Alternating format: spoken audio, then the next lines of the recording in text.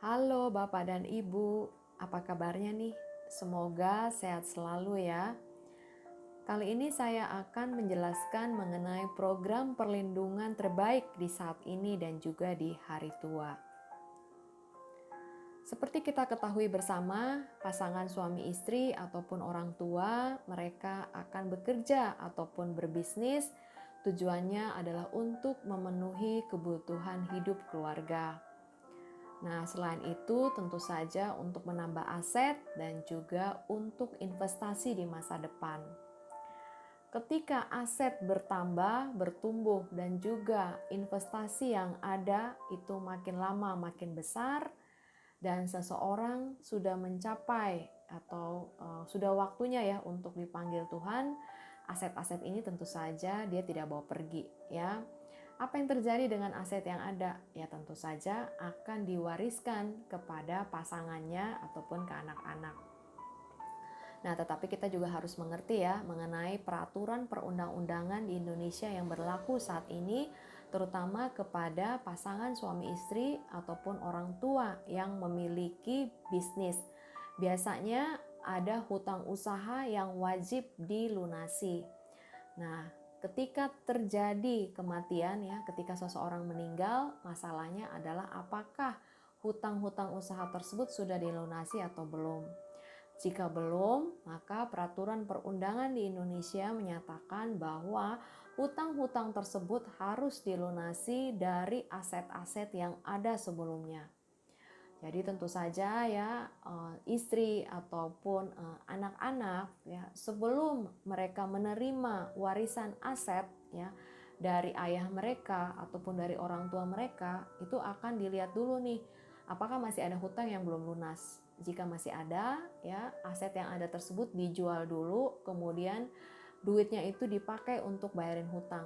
Baru sisanya itulah yang dibagi, itulah jadi menjadi hak waris si anak-anak ataupun pasangan.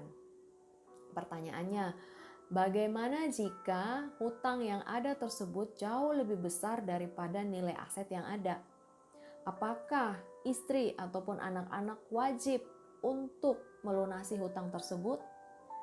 Nah, menurut peraturan perundangan di Indonesia, ya, anak-anak ataupun pasangan boleh menolak untuk tidak melunasi hutang usaha tersebut dengan catatan mereka pun tidak berhak untuk menerima aset warisan ya. Jadi nggak boleh tuh kita terima aset warisan ya tapi kita juga nggak mau untuk bayarin hutang, nggak bisa begitu ya. Kalau mau terima warisan ya berarti terima semuanya termasuk hutang-hutang yang harus dilunasi. Oleh karena itu, kita sebagai orang tua yang bijak ya, kita perlu untuk mereview kembali, menghitung kembali berapa sih sebenarnya hutang usaha yang ada. Kemudian kita juga menghitung kembali semua aset-aset yang ada. Apakah hutang usaha ini nilainya jauh lebih kecil daripada aset? Ya, kalau jauh lebih besar, nah ini kita benar-benar perlu yang namanya perlindungan atau proteksi terhadap hutang usaha. Nah, kali ini saya akan lebih banyak menjelaskan mengenai warisan ya. Bagaimana sih sebenarnya ketika seseorang masih hidup, bagaimana dia merencanakan aset-aset yang ada ini sehingga ketika dia sudah tidak ada di dunia ini, aset-aset ini jatuh ke tangan yang tepat dengan perhitungan yang tepat pula, seperti itu. Nah, mengapa sih penting banget kita diversifikasi dan mengelompokkan aset ya? Jadi aset itu kan ada yang dalam bentuk properti, misalnya rumah atau apartemen. Ada yang berbentuk deposito ya di bank, ada berbentuk asuransi. Jadi asuransi itu sebenarnya adalah aset loh, ya. Itu adalah paper aset ya kalau istilahnya kita ya. Dan ada juga dalam bentuk emas ataupun dana ya di rekening, bisa ditarik lewat ATM. Nah, untuk properti ya kita bagi berdasarkan tingkat likuiditas ya. Properti itu kita masukkan ke kategori aset yang tidak liquid.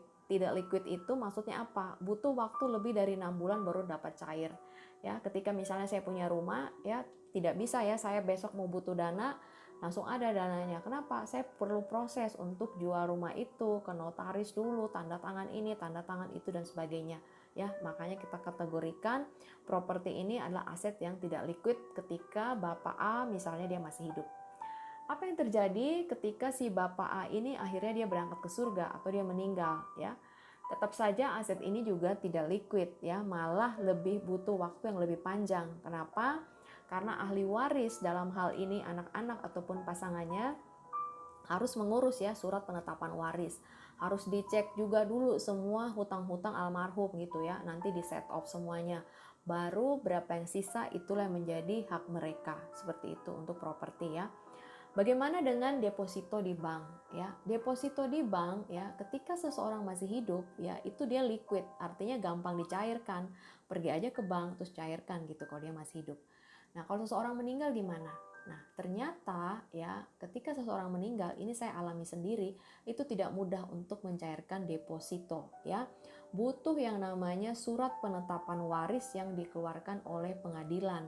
Nah, masalahnya adalah kalau misalnya nih ada anak-anak yang tinggal di luar negeri lah, ya kan, kemudian tidak punya waktu segala macam, ini butuh waktu loh, ya untuk pergi daftar dulu, ya kan, ke pengadilan, ke notaris dan lain sebagainya. Ya makanya dikategorikan bahwa aset ini tidak liquid. Ini saya alami sendiri, ya butuh waktu untuk mengurusnya sampai dengan dana itu menjadi cair, ya. Nah, ada juga hal yang harus kita perhatikan bahwa ketika seseorang meninggal, deposito itu langsung di freeze. Jadi misalnya nih surat penetapan waris dan lain-lain segala macam itu 3 tahun akan datang baru selesai. Nah, apa yang terjadi dengan bunga deposito 3 tahun dalam masa pengurusan ini? Nah, itu nggak ada bunga depositonya. Ya, pokoknya begitu meninggal sampai detik itulah ada bunga deposito. Ya, setelah itu ya nggak ada gitu loh. Nah, ini pernah ada kasus kejadian ya, nanti Bapak Ibu bisa googling gitu ya, ada kasus di BCA ya, mereka bersengketa ya mengenai deposito bank ini sampai belasan tahun dan anak-anak ini mengira, ahli waris mengira mereka akan terima bunga yang luar biasa jumlahnya, padahal nggak ada. Kenapa ya? Karena ada ketentuan deposito ini di freeze ya. Nah, apa yang terjadi dengan asuransi? Ya, kalau seorang bapak atau seorang ibu punya polis asuransi ketika dia masih hidup, dalam hal ini asuransi jiwa ya, tentu saja ini masih berbentuk tidak liquid ya, masih berbentuk buku polis gitu, tidak dalam bentuk uang gitu ya, tapi nilainya ada. Nilainya berapa? 1M, 2M, 10M, 30M, seperti itu ya. Nah, begitu seseorang meninggal, ya buku polis ini langsung liquid. Hanya dalam waktu 10 sampai 14 hari semua informasi dimasukkan ya, misalnya surat keterangan dari rumah sakit, keterangan kematian ya, penyebab dia meninggal, kemudian juga rekening bank, kemudian juga surat dari kecamatan ya, akta kematian, udah kita masukin itu aja. 10 sampai 14 hari langsung cair, dan berapa ketentuan pembagiannya semuanya benar-benar sesuai dengan yang ada di polis. Kalau yang tadi untuk properti deposito itu sesuai dengan hukum waris seperti itu. Kalau hukum warisnya itu adalah hukum waris nasional ya bagi rata. Tapi kalau hukum waris Islam kan beda lagi ya. Kalau asuransi tidak ya, isinya benar-benar sesuai. Misalnya seorang ayah ataupun seorang ibu mau memberikan porsi terbesar misalnya kepada anak bungsu mereka ya 80%, ya boleh aja gitu. Yang penting isinya sesuai dengan di polis ya. Nah, kemudian apa yang terjadi dengan emas dan juga dengan kartu ATM kita ya, kita tarik dana ya, ini tentu saja liquid. Ketika seseorang hidup dia pergi aja ke ATM tarik dananya atau dia jual emasnya. Begitu juga ketika dia meninggal ya, anak-anak bisa langsung jual emas ataupun tarik dana dari ATM sepanjang mereka tahu ya passwordnya. Kalau mereka nggak tahu ya sama aja bohong. Sama juga dengan kasus deposito, mereka harus ke bank lah, bank butuh surat penetapan waris lah, bla bla bla, seperti itu ya. Nah, banyak orang tua mereka berpikir bahwa mereka tidak akan mewariskan sesuatu kepada anak-anak. Apakah hal ini baik? Ya baik juga sih. Tetapi ada beberapa pertimbangan yang perlu orang tua pertimbangkan. Kenapa sih kita itu penting mewariskan aset ya kepada anak? Ya, ada beberapa alasan. Yang pertama ya, di masa depan ya, dunia ini kita nggak pernah tahu seperti apa ya. Sekarang aja apalagi dengan adanya COVID seperti ini ya, makin tinggi tingkat persaingan di dunia bisnis dan dunia kerja. Tidak mungkin kita menyamakan era di masa kita dengan era di masa anak-anak kita, ya kan? Kalau di masa era kita ini ya saat kita bisa masih mampu bekerja dengan baik, berkarir, berbisnis, tapi di masa depan bagaimana? Ya who knows, kita nggak tahu gitu loh.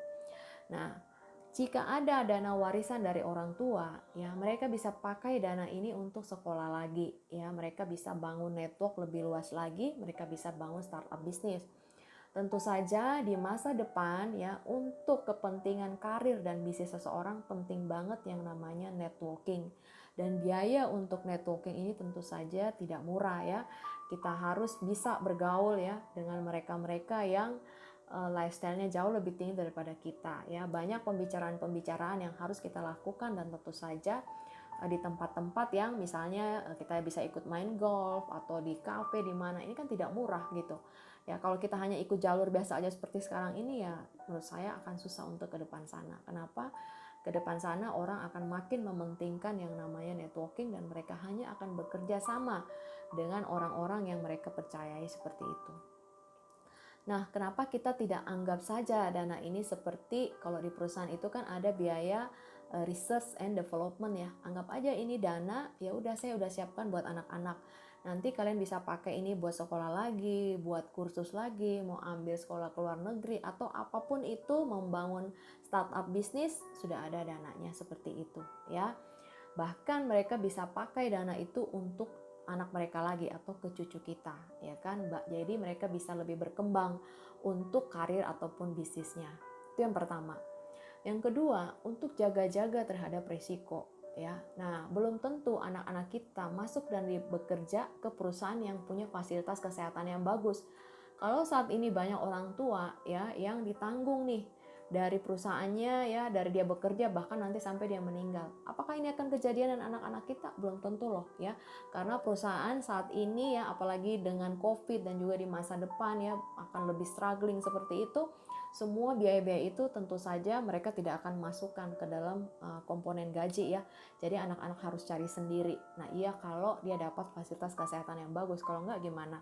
Ya, ataupun misalnya nih anak-anak kita mereka memilih untuk menjadi pebisnis ya. Saat itu kan pasti dananya mereka yang ada itu mereka pakai untuk diputerin ya bisnis ya. Boro-boro mereka pikirin untuk fasilitas kesehatan. Nah, kalau kita punya dana ini kita bisa bilang ke anak-anak kita kalau terjadi sesuatu sama mama papa dan mama papa sudah di surga ya pakai aja dana itu. Ya kamu beli untuk fasilitas asuransi kesehatan sehingga kalau terjadi resiko sakit ya kamu gak usah pusing lagi dan modal kamu untuk bisnis itu tidak terganggu. Yang ketiga apa? Dana warisan ini dapat digunakan anak-anak kita untuk menyekolahkan anak-anak mereka lagi ke jenjang yang lebih tinggi, bahkan sekolah terbaik sampai ke luar negeri. Ya, bukankah akan sangat-sangat menyenangkan ya kalau kita bisa lihat dari surga ya. Cucu-cucu kita akhirnya bisa sekolah ke tempat-tempat yang terbaik, yang sesuai dengan yang mereka inginkan gitu ya. Kenapa? Karena sebelum kita pergi meninggalkan dunia ini, kita sudah meninggalkan kepada mereka ini loh, ada dana yang mama papa siapkan untuk cucu-cucu. Kalau mereka mau untuk kuliah atau mereka sekolah atau mereka ambil kursus yang mungkin pastinya nggak akan murah ya. Ada dana yang sudah kita siapkan untuk mereka. Yang keempat, jika anak-anak kita terpanggil untuk melayani Tuhan ya, mereka misalnya menjadi pendeta ataupun pelayan masyarakat atau bekerja di bidang sosial yang secara pendapatan tidak besar, tapi mereka mendapatkan kepuasan batin untuk melakukan pekerjaan itu ya. Mereka itu punya dana dari dana warisan kita untuk hidup sehari-hari keluarganya mereka dan juga anak-anaknya pun dapat sekolah di tempat-tempat yang terbaik ya. Jadi intinya apapun itu ya kita kasih kepada anak kita dan kita tahu bahwa mereka pun akan mengelola itu dengan baik dan mempertanggungjawabkannya. Yang kelima, tidak semua loh anak-anak yang mendapat warisan dari orang tua itu akan melempem. Justru mereka punya pilihan dan tanggung jawab lebih besar untuk mengembangkan aset yang ada. Sudah banyak banget buktinya ya. Justru kalau kita mampu saat ini dan kita tidak berikan kepada mereka, sayang banget gitu ya.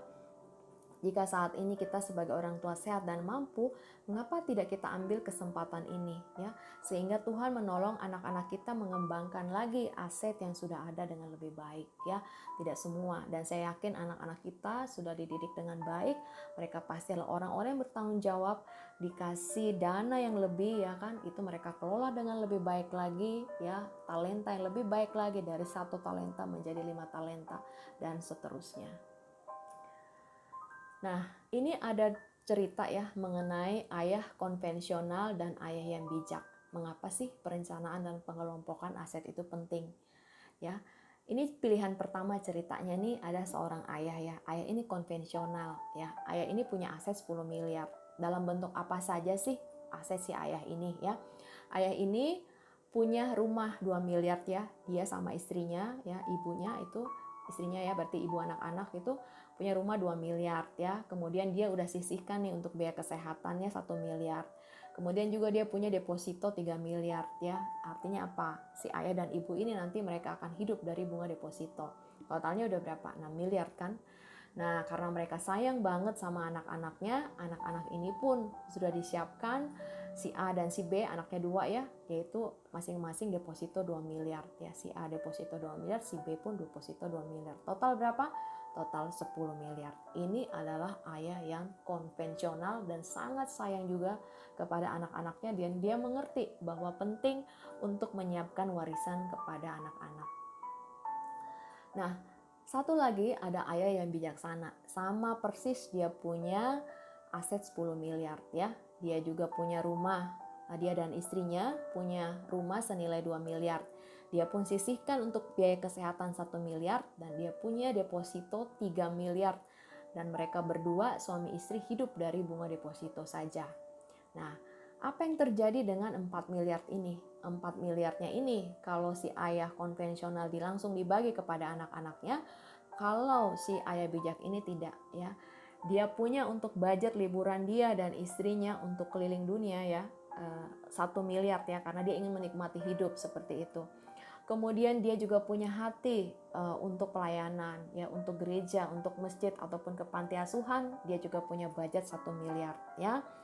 Nah, dia karena bijaksana, dia punya yang namanya diversifikasi aset, dan dia beli yang namanya polis asuransi senilai 2 miliar untuk pewarisan. Nah, dari pewarisan inilah yang akan diberikan kepada anak-anak. Dengan pewarisan 2 miliar, kalau terjadi sesuatu pada si ayah ini ya, akan cair sebesar 6 miliar. Jadi masing-masing anak si A dan si B akan terimanya 3 miliar. Nah, menurut Bapak Ibu, siapa yang lebih baik dalam mengelola asetnya? Si Bapak ayah yang konvensional atau si ayah yang bijaksana? Ayah yang bijaksana itu dia bisa mengelola dengan baik sehingga dari aset dia yang 10 miliar ini dia kembangkan menjadi 16 miliar. Dia tetap bisa punya budget liburan, dia tetap bisa memberi kepada pelayanan gereja, masjid ataupun panti asuhan, dan anak-anaknya pun terimanya lebih besar loh, 3 miliar dibanding yang konvensional tadi. Nah, sekarang kita bandingkan ya. Kalau misalnya aset-aset ini kita taruh dalam bentuk deposito di bank, dengan kita bandingkan dengan polis asuransi, ini ceritanya kita mau kasih ke anak ya.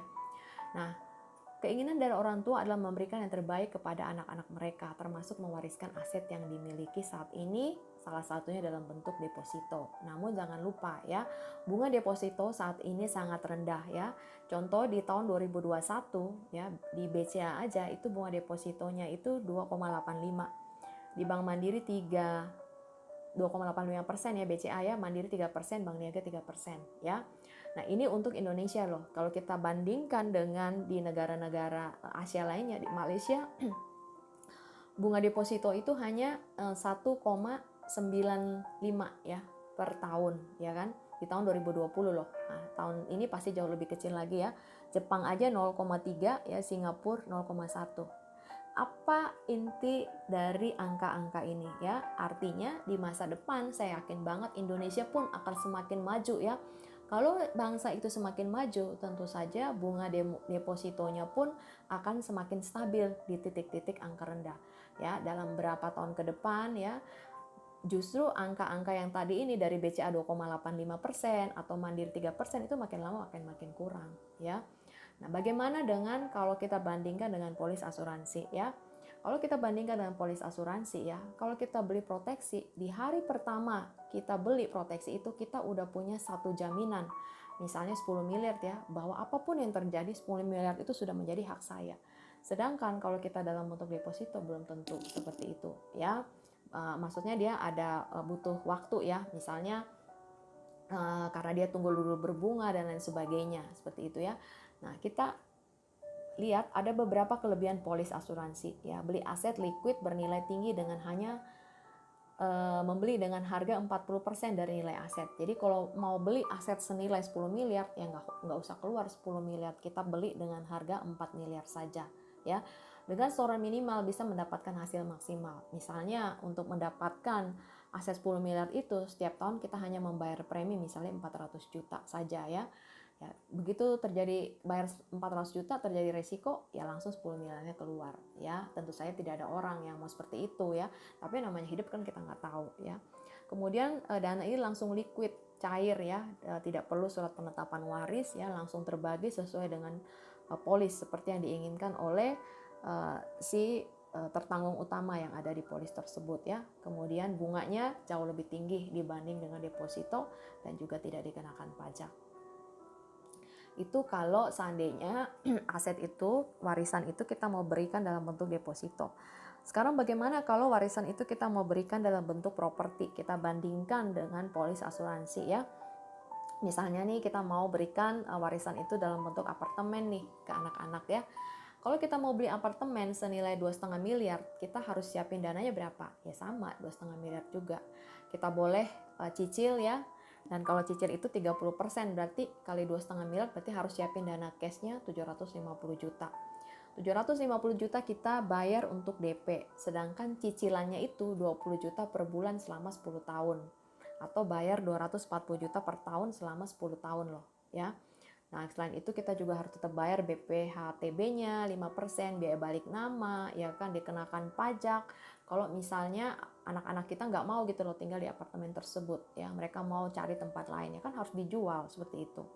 Nah, apa yang terjadi kalau baru bayar satu bulan, bayar satu bulan cicilan ini berarti baru bayar 20 juta ya, ternyata meninggal gitu loh.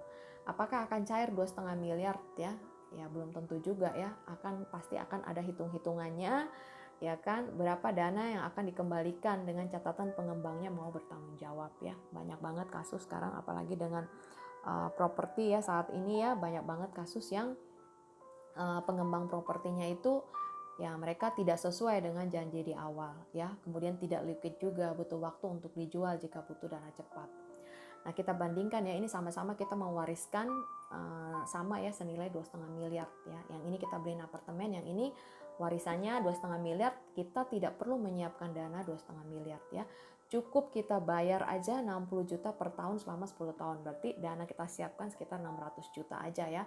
Nah, baru sekali store premi dan meninggal itu cair 2,5 miliar. Bahkan saat ini kita lagi ada promo, akan ada tambahan uang pertanggungan 10% kali 2,5 miliar ya berarti 2,75 miliar.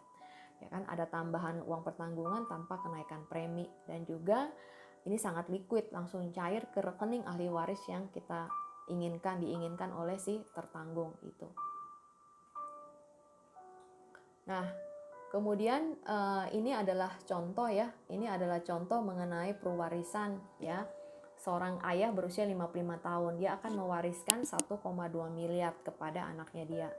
Ya, nah apa saja yang dia dapatkan, yaitu kalau seandainya terdiagnosa sakit kritis itu cair 200 juta. Misalnya dokter menyatakan nih dia rasa sesak di dada ya, oh ternyata jantung gitu ya. Ada penyumbatan di jantung, harus operasi dan sebagainya, itu cair 200 juta ya. Kalau dia meninggal 24 jam setelah policy issued, cair 1,2 miliar. Kalau meninggal karena kecelakaan 1,8 miliar. Nah, untuk dia punya operasi pasang ring itu tadi, Prudential kasih dia bonus 20 juta, itu cair. Itu kalau terjadi resiko. Kalau misalnya nih dia berpikir saya nggak jadi deh ngasih warisan ke anak saya gitu, saya mau ambil aja duitnya, boleh nggak? Boleh. Kalau di usia 75 tahun ya, si ayah ini bisa tarik dana 617 juta di usia 85 951 juta, dan usia 99 kalau dia masih hidup 1,6 miliar seperti itu. Ya, berapa dana yang harus ditaruh ya si ayah ini untuk mendapatkan perwarisan 1,2 miliar ya, karena dia sudah cukup berumur ya, makanya dia premi per tahunnya itu semestinya 62,9 juta. Ini lagi ada promo di diskon 10% ya, menjadi 56,6 juta. Dia cukup titip dana 10 kali saja, berarti 10 kali 56,6 totalnya 566 juta untuk mendapatkan uang pertanggungan atau warisan 1,2 miliar untuk anak-anak. Ya, lumayan banget ya nggak sih? Ya hampir 2 kali lipat ya daripada apa yang dia taruh seperti itu ya. Kalaupun dia berubah pikiran, dananya mau dia tarik, apa yang dia store ya silakan aja seperti itu. Ini kalau warisannya 1,2 miliar. Gimana kalau warisannya itu 10,2 miliar ya? Ini sama ayah yang berusia 55 tahun. Nah, kalau misalnya belum berusia 55 gimana? Ya pastinya preminya akan lebih kurang ya daripada angka yang di sini.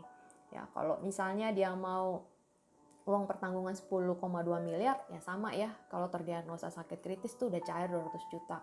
Pasang ring ya Prudential kasih bonus 20 juta. Kalau dia meninggal 24 jam setelah policy issued, cair tuh 10,2 miliar. Kalau meninggal karena kecelakaan, yang cair itu adalah 10,6 miliar ya. Nah, kalau dia berubah pikiran, dananya dia mau tarik aja di usia 75, boleh nggak? Boleh ya. Ada dana 4,4 miliar di usia 85, 7,1 di usia 99 kalau dia masih hidup 13,7 ya. Artinya apa? Kalau uang ini 10,2 miliar ini mau dia berikan semua kepada anaknya, ya total dana yang dia titip ke Prudential itu hanya 3,7 miliar untuk mendapatkan aset sebesar 10,2 miliar, dan ini pasti cair di usia berapa saja ya. Nah, ini contoh ya bukti klaim cair uang pertanggungan dari seorang ayah berusia 40 tahun. Dia sehat sebelumnya, tidak ada masalah, dia kena COVID, dibawa ke rumah sakit Singapura, tidak tertolong, meninggal. Ya, tetapi sebelumnya dia sudah mempersiapkan ya untuk proteksi dana warisan ini sebesar 30 miliar. Ya, 30 miliar inilah yang diberikan kepada anak dan istrinya. Sekali lagi, tidak pernah ada seseorang yang menginginkan terjadi kematian dalam hidupnya. Tetapi itulah kepastian dalam hidup ini, kita pasti pulang ke surga. Hanya masalahnya kapan dan bagaimana penyebabnya kita nggak tahu. Ya, kenapa kita tidak memikirkan untuk mengatur aset kita sedemikian, terutama juga memberikan porsi yang terbaik juga untuk anak-anak kita sehingga mereka bisa mengembangkan aset ini. Dan masalahnya juga adalah untuk porsi ini tidak semua aset kita kasih ke situ. Hanya misalnya 40% aja ya dari nilai yang kita inginkan. Jadi kalau misalnya pengen 10 miliar ya hanya 4 miliar aja. Kalau misalnya pengen 1 miliar ya tadi kita udah lihat ya, hanya 1,2 miliar itu sebesar 500 juta yang kita titip di Prudential, nanti akan cair ke anak-anak 1,2 miliar. Ini dengan usia 55 tahun. Kalau usia kita lebih kurang daripada ini, tentu saja premi dengan uang pertanggungan yang sama akan jauh lebih kecil. Oke, Bapak Ibu, demikian penjelasan dari saya. Nanti kita bisa discuss lebih lanjut mengenai hal ini.